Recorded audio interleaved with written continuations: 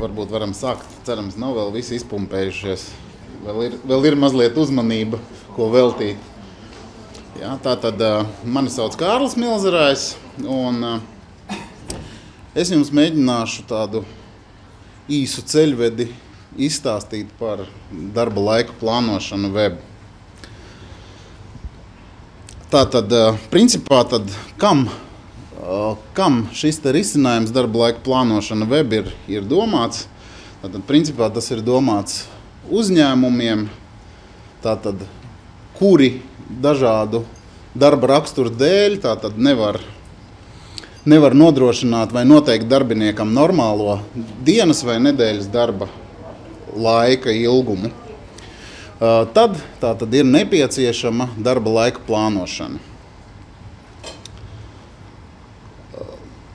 Nu, lūk, tātad šāds varētu izskatīties pats process, kādā veidā tad tiek plānots šis te darba laiks, kurā ir ietverts tātad plānošana nākamajam periodam darba laika. Tad ir iespējama tātad grafika saskaņošana, darba laika plāna grafika saskaņošana, ko mēs arī mūsu sistēmā varam izdarīt elektroniski. Man jau kolēģis Raivis, ja jūs bijāt uz viņa prezentāciju, tad stāstīja par to, kādā veidā notiek šī elektroniskā saskaņošana. Tāpēc es daudz neatkārtošos.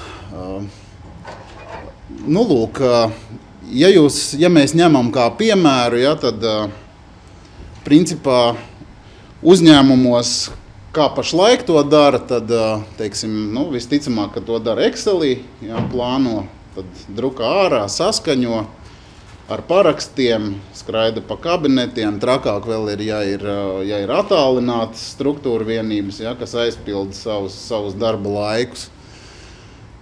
Tātad, tas aizņem diezgan daudz laiku, lai varētu šos te plānu grafikus saskaņot. Pēc šī te darba laika plāna grafika saskaņošanas jau nāk tātad darba laika fiksēšana, tātad, kas ir reāli nostrādātais darba laiks, kuru mēs arī veicam sistēmā. Pēc tam arī šo te tātad darba laika fakta dokumentu mēs arī saskaņojam sistēmā elektroniski. Un pēc tam no šī te saskaņotā fakta dokumenta mēs jau Horizon sistēmā ģenerējam tātad darba laika uzskaites dokumentu, kas jau ir principā grāmatvedisks dokuments, uz kā pamata notiek arī algu aprēķina veikšana. Kāpēc tad šis te mūsu risinājums ir tik lielisks? Es esmu izcēlis tādus 3 lielākos vaļus. Ja, tātad viens ir kontrole. Tātad, ko nozīmē šajā gadījumā kontrole?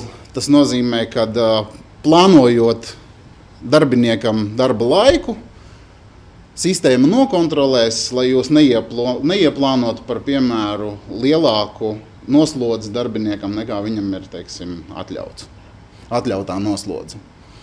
Saskaņošana, otrs valis, tātad elektroniska dokumentu saskaņošana, kas būtiski atvieglos jums, teiksim, šos te saskaņošanas procesus.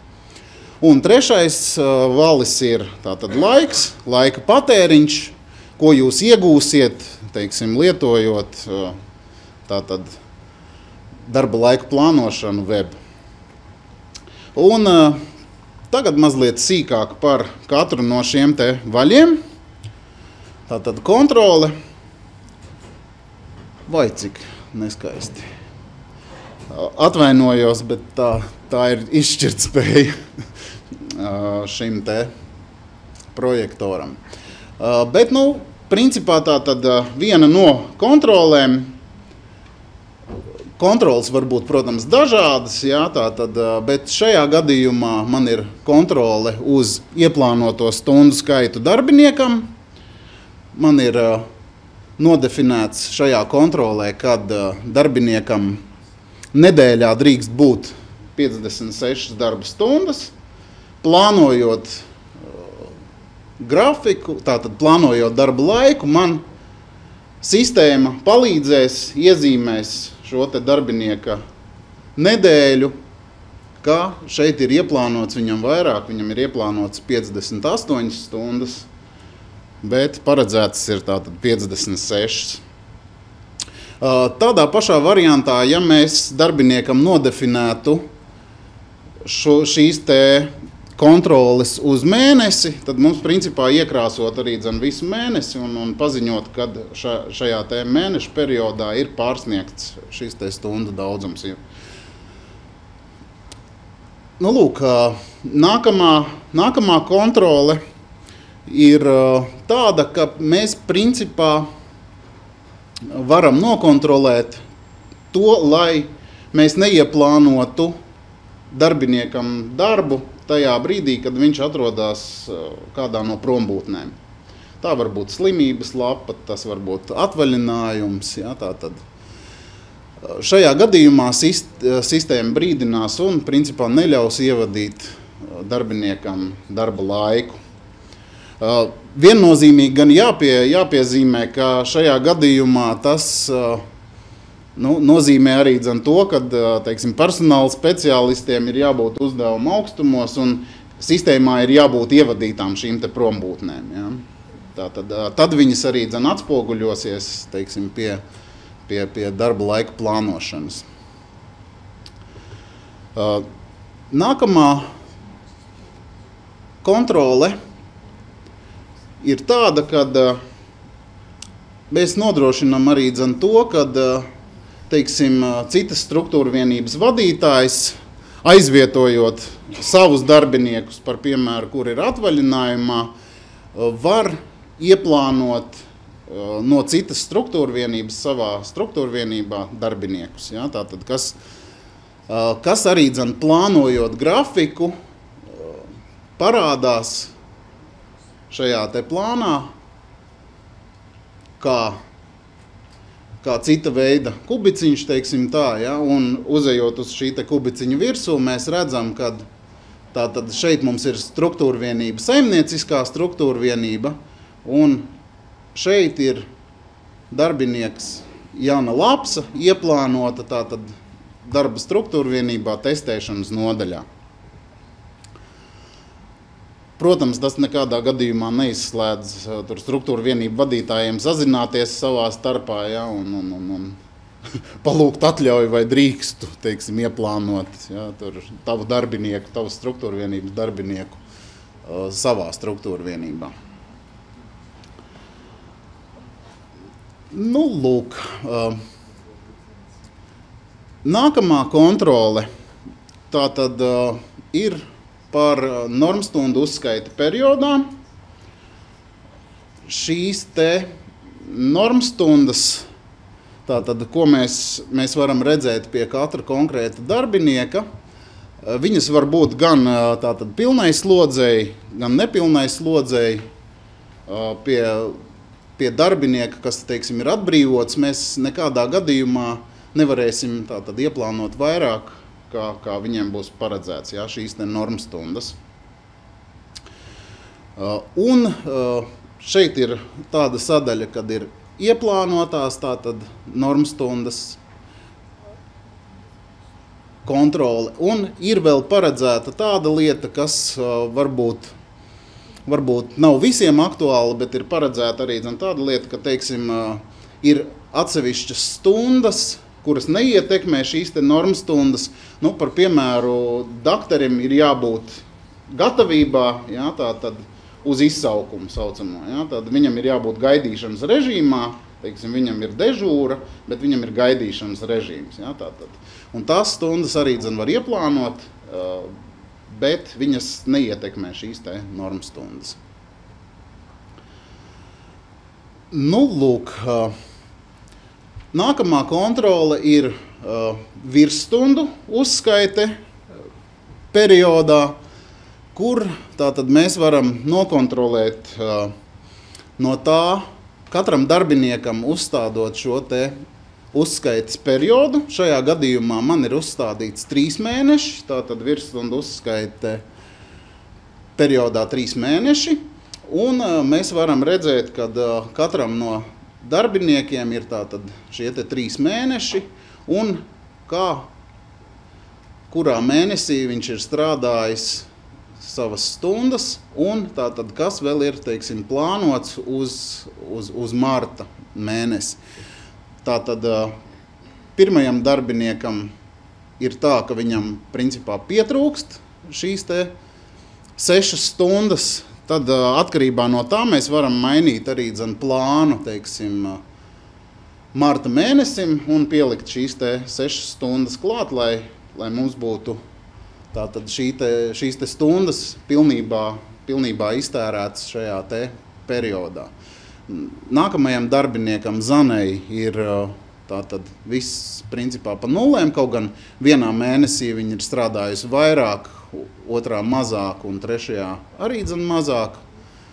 Un tātad Aigai ir tā, kad ir principā 13 virsstundas. Tas nozīmē arī, kādu lēmumu jūs pieņemat, vai nu jūs maksājat par virsstundām, ja, vai nu arī koriģējat plānu un koriģējat uz to, lai būtu precīzas stundas pa konkrēto periodu. Tā nosmējāties, ja, par lēmums paliek jūsu pusē, ja. Lūk tā. Nākamais valis ir saskaņošana, kur tātad principā, ja jums ir, nezinu, ja jūs veidojat šos te plānus Excelī, tad noteikti drukājat ārā, skrienat pa kabinetiem, saskaņojat, parakstat, dodat darbiniekiem parakstīt, ka viņi ir iepazinušies ar plānoto darbu. Tad šajā gadījumā sistēmā atliek principā nospiest vienu pogu pieteikt, un sistēma pati pēc noteiktiem šiem te saskaņošanas scenārijiem tātad izvedīs šo te dokumentu līdz tur galīgajam saskaņojumam. Lūk, atbildīgā persona skaisti saņems uz e-pastu tātad brīdinājumu, kad jums ir jāapstiprina dokuments, tātad darba laika plāns vai darba laika fakta dokuments. Šo te tekstu, protams, jūs paši sistēmā varat nodefinēt, kādu tekstu, lai saņem šis te saskaņotājs. Un tāda iespēja, kad šī te saite, kas ir, to mēs arī varam nodefinēt, vai šī saite aizved uz konkrēto pieteikumu, vai arī, ja šim te saskaņotājam ir daudz šo te pieteikumu saskaņojumu, tad uz šo te pieteikumu sarakstu. Ja, tātad nevis uz konkrētu pieteikumu, bet uz sarakstu. Lūk, un runājot par laika ieguvumiem, tad mums sistēmā ir tātad paredzēti daudzi šie te aizpildes mehānismi, kur mēs principā definējam vērtības, tātad kādos pulksteņa laikos mums vispār darbinieki var strādāt, un tātad aizpildam katram darbiniekam, saliekam konkrētajos datumos, teiksim, ķeksīšus pa tātad konkrēto šo te vērtību, konkrēto darba laiku. Iespējams ir atzīmēt pa vienam ķeksītim, ievilkt, teiksim, visas dienas, ja? Tur dažādi papildus mehānismi, kas ļauj to izdarīt gan raiti. Ja jūs to darītu Excelī, tad noteikti būtu copy-paste, ja? Tātad. Un dabūtu rakstīt arī noteikti iekšā darba laikus, ja? Tātad no kādiem pulksteņiem līdz cikiem pulksteņiem tātad darbiniekam ir jāstrādā. Un šajā gadījumā tātad mēs varam to darīt arī principā visiem darbiniekiem kopā, ja, tātad struktūra vienībai kopā. Jāpiemina gan arī tas, ka mēdz būt noteikti arī darbinieki, kuriem ir dažādi nestandarta darba laiki, nezinu, 4 stundas, 3 stundas. Tad to gan mēs darām šajā tabulā, kas ir nākamā tabulas aiz aizpildes mehānismiem. Ja, un tad šeit mēs arī varam tātad nodefinēt konkrēti šos te specifiskos darbiniekus, viņiem specifiskos darba laikus.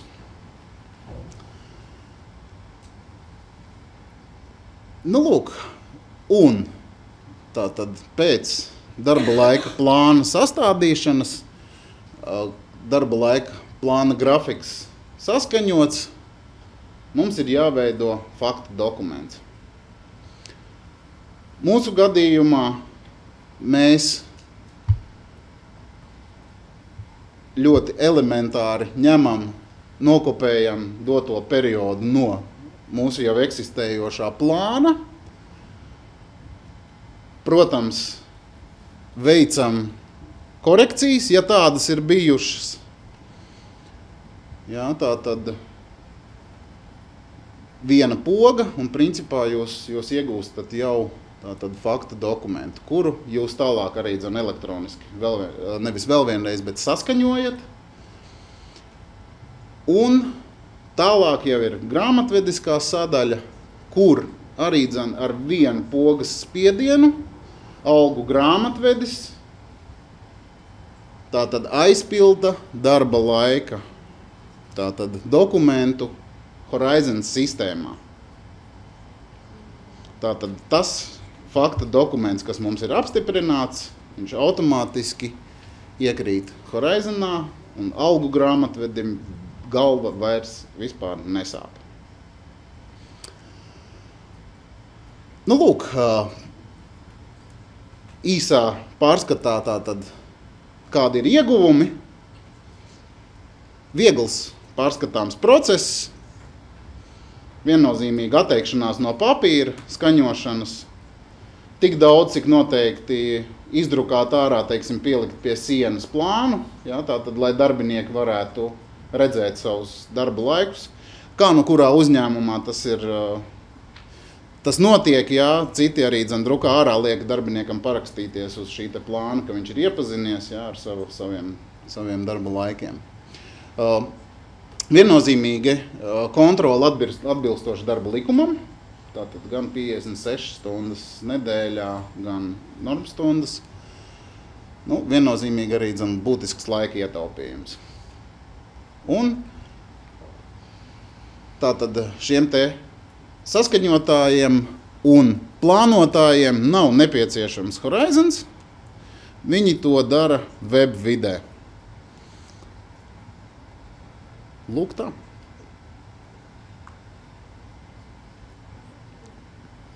Jā.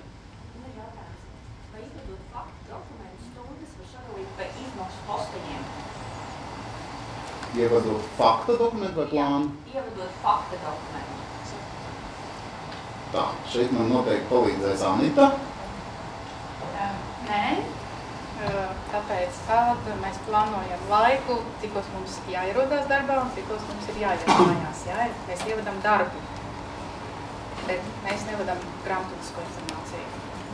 Pēc tam, kad ir ielasīts jau tas grāmatvedniskā dokumentā, tad jau mēs varam viņu papildināt ar to informāciju nepieciešamos, bet pašā dokumentā nē.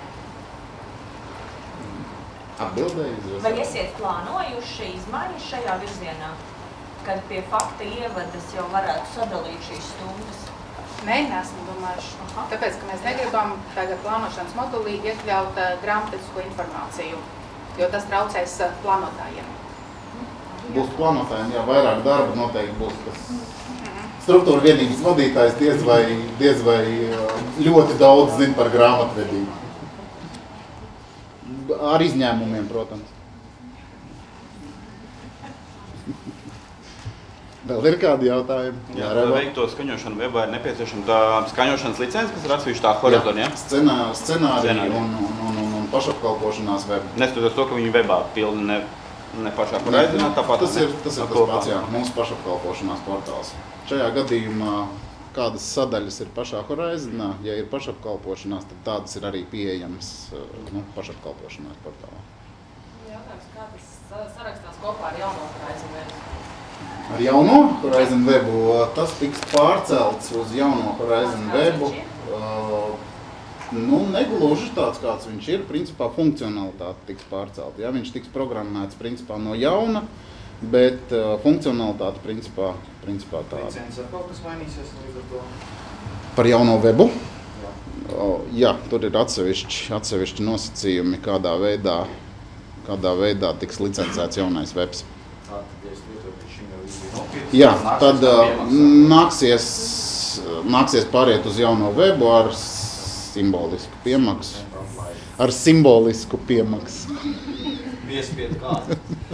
Piespiedu kārtu mēs veco uzturēsim vēl kādu brīdi, bet principā jūs vecas kurpes noteikti arī diez vai turat skapī ilgi, jā, un diez vai ar viņām staigājat, jā, kuram ir caurums apakšā. Jā. Ja nav nepieciešama tā saskaņošana? Principā jā, tas ir darāms, un tad tā būs principā viena līmeņa saskaņošana, ka jūs nospiežat saglabāt. Es papildināšu, jā, par to, ka ja nav saskaņošana vajadzīga, tad noteikti tas ir jādara ir pašā sistēmā, jo grāmatvedībā visi dokumenti, gan arī grafiks, gan fakts, balstās uz apstiprinātiem dokumentiem. Līdz ar to, ja viņu nesaskaņo webvidē, tad pašā sistēmā ir jāaiziet uz to dokumentu un jāmaina status. Bet, principā, ja izmanto webu, varbūt arī viena līmeņa saskaņošana, kad, teiksim, jūs sagatavojat dokumentu un pats grāmatvedis var arī, teiksim, apstiprināt, ja? Tas vairāk ir domāts ērtības labad, kad, teiksim, struktūrvienību vadītāji nodarbojās ar to, ka viņi aizpilda laiku par saviem darbiniekiem. Ja? Grāmatvedim, parasti ir kā atnes tabeles, lūdzu, kad sēž un vada iekšā, ja? Tātad, cik kurš ir nostrādājis. Ja? Šajā gadījumā tā atbildība tiek pārlikta uz struktūrvienību vadītājiem, kuri arī plāno šo darba laiku un apstiprina faktu. Ja? Vēl jautājums pie plānošanas. Varēs redzēt citas, piemēram, struktūrvienības pirms tās aizsūtīšanas, ka pārklājas stundas vēl? Citas struktūrvienības, tas ir atkarīgs no lietotāju tiesībām, kādas tiesības ir piešķirtas konkrētajam struktūrvienības vadītājiem, vai viņš redz tikai savu struktūrvienību, vai viņš var redzēt arī citas struktūrvienības. Atbildēs jautājumu vai? Kontrolēs, ka cilvēks var strādāt tikai 8 stundas. Kontrolēt, ka cilvēks var strādāt tikai 8 stundas? Ja viņš vienā struktūrvienībā pastrādā, piemēram, 2. Viņš pilda otru struktūrvienību, viņš pastrādā vēl 2, un tad ir vēl 3. viņš pastrādā. Kopā viņš pa dienu var tikai 8. Var, bet nevienlaicīgi. Jā, var, bet nevienlaicīgi. Vienlaicīgi viņš nevarēs 2 stundas strādāt vienā struktūrvienībā. Nebija kā vienlaicīgi. Dienā ir 8 stundas. Viņš no rīta strādā vienā, pēc tam strādā otrā, pēc tam strādā 3. Viņš nokontrolēs man, kad 8 stundas es drīkst strādāt. Mums kontrole nav uz dienām, mums ir kontrole uz mēnesi un uz nedēļu. Uz nedēļu būs, ja? Uz nedēļu ir, jā, es jau rādītu. Mums ir kontrole, mums tikai kontrole uz dienu ir tas, kad nevar strādāt ilgāk par 24 stundām. Jo, var jau būt dežūra, ja? Jo to nosaka likumdošana. Jo plānošana ir paredzēta summētam darba laikam, kuram nav noteikts 8 stundas. Un tāpēc mums ierobežojums uz 8 stundām nav. Protams, jūs varat šeit plānot arī normālajam darba laikam 8 stundas, ja? Tikai no Horizon viedokļa, teiksim, ja Horizonā to dara, tad aprēķins ir automātisks. Jūs vienkārši atzīmējat, kad kad viņam ir 8 stundas darba laiks un aprēķins ir automātisks. Šeit jūs dabūsiet katram tam darbiniekam, kuram ir parastais normālais darba laiks, atzīmēt katru dienu, ielikt ķeksīti, ka viņš ir strādājis šīs te 8 stundas. Bet principā var. Ja, teiksim, saplānotajā webā, vai aicinājumu vienalga, pieņemot, kad tie cilvēki tā arī nostrādājuši un nav bijuši kaut kāda slimība vai kāds cits prombūtnes, tad viņi var to, piemēram, no tās automātiski ģenerēt tabeli kaut kādā? Jā, tieši tā. Tur arī ir tā sāls, kad mums ir plāns. Plānu mēs varam pārveidot par faktu, un faktu mēs izveidojam jau pašā Horizonā, jau šo te dokumentu, tātad priekš algu aprēķina. Ja? Grāmatvediskais dokuments, no kura arī tiek rēķināts visas apmaksas algas. Man ir jautājums. No kurienes ielīdzās informācija par to, cik stundas nedēļā cilvēku ir jāstrādā? Piemēram, 32 stundas. Tas ir jāraksta tajā jomā, kas ielīdzās no To katram darbiniekam tādā gadījumā mēs varam atzīmēt, kāda ir viņa šī te norma. Bet tajā webā? Webā nē, tas ir Horizonā pašā. Ja, to jānodefinē ir pašā Horizonā. Jā, katram darbiniekam atsevišķi varam nodefinēt, kāda tad ir tā viņa norma. Kā jau minēju, tas ir, teiksim, kas aizpilda, tie ir struktūra vienību vadītāji. Ja?